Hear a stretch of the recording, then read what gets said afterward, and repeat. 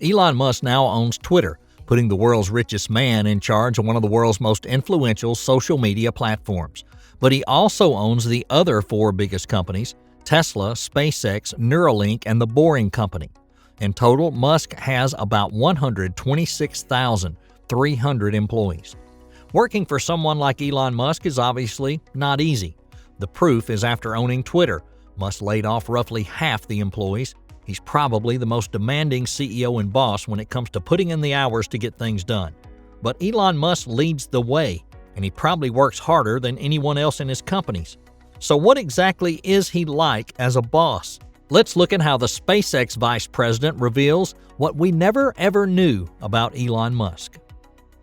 Hans Koenigsmann, the former Vice President of Flight Reliability for SpaceX, said Musk always expects a lot of his staff and provided a unique perspective on physics that could be a challenge. Some staff have resorted to sleeping in their office to meet deadlines. Musk himself is no stranger to sleeping at the workplace and has described himself as a nano manager.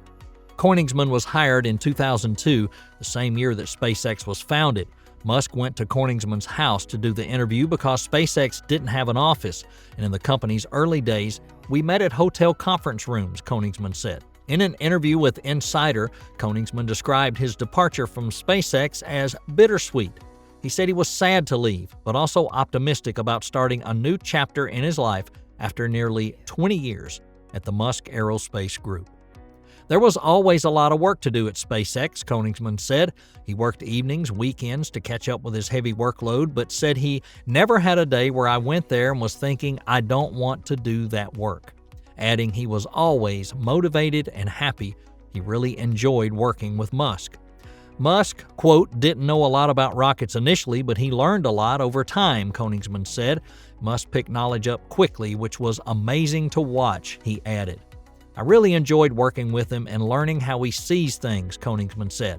He sees things from a different perspective. Musk provided a unique perspective on scenarios involving basic physics by asking what the limiting factor was, according to Koenigsmann. An example of this was when Musk pushed engineers to shorten the time it took to fuel a SpaceX rocket. Musk said SpaceX should aim to reduce the time from 30 minutes to 8 minutes, the same time it takes to empty a rocket tank, according to Koenigsmann. SpaceX uses propellant at very low temperature to increase density, allowing engineers to cram more into each rocket, Insider previously reported. Rockets need to be fueled quickly before launch so the propellant doesn't warm up. As a result of Musk's direction, SpaceX rockets are fueled in a remarkably short time, Koenigsmann said. Koenigsmann also said after he announced he was retiring, Musk even wrote to him saying he could return to SpaceX and visit him and see Starbase, that's SpaceX's proposed city, in Boca Chica, Texas. Those seem to be the graces of working with Elon Musk, but wait, there's more. Twitter execs need to be ready to work with two different people, good Elon and bad Elon. This is what Cantrell gives Twitter employees his advice on their new boss. He's SpaceX's first VP of Business Development and Musk's industry mentor when the company launched in 2002. The good Elon, he's very funny and charming. He brought you along with his big ideas, and you're a big part of it. The bad Elon, he'll yell at you, he'll be frustrated. Nobody was good enough for him, and nothing was good enough for him. One time, Elon called Cantrell up at 3 a.m. demanding to know where he was because he was in the office. And Cantrell said, I went to bed 3 hours ago. I need more sleep than that. Musk wanted him to get there because there was work to be done. Elon wouldn't expect you to do anything he wouldn't, but the lengths he's willing to go is unusual for most people. Cantrell suspects the same thing will happen at Twitter. From sheer force of willpower, he'll enhance productivity there. Another feature of working with Elon is he always had a vision. With SpaceX, it's to have people on Mars. He expected you to be 100% aligned with that objective. It was always clear in his mind, but he didn't always make it clear to his employees. There was a lot of guesswork. There are people at Musk companies who are going to need to decide whether they're 100% aligned with Musk's mission for it. It's exciting being part of Elon Musk's vision. He would make speeches all of the time during meetings about how important our work was at SpaceX, and I see him doing that at Twitter in pictures of him around the office coffee bar. Those speeches are helpful to keep you going. That is the good Elon. But If there are employees not aligned in that vision, he'll chew them out and do it in a vicious way, which is his right as the owner. If you're aligned with his vision and immune to a strong boss who's very demanding of your time and thoughts, then it's going to be a very fun ride. It depends on what people want in life. Not everybody sees their career as the most important thing. Now, the bad Elon, he fired all the executives. He can be vicious, but he's very capable of that. Aside from these perceptions of working with Elon Musk, other former employees have also had their opinions and experiences.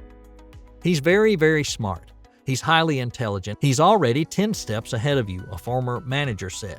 You have to think 10 times more audacious than he does to be able to be successful.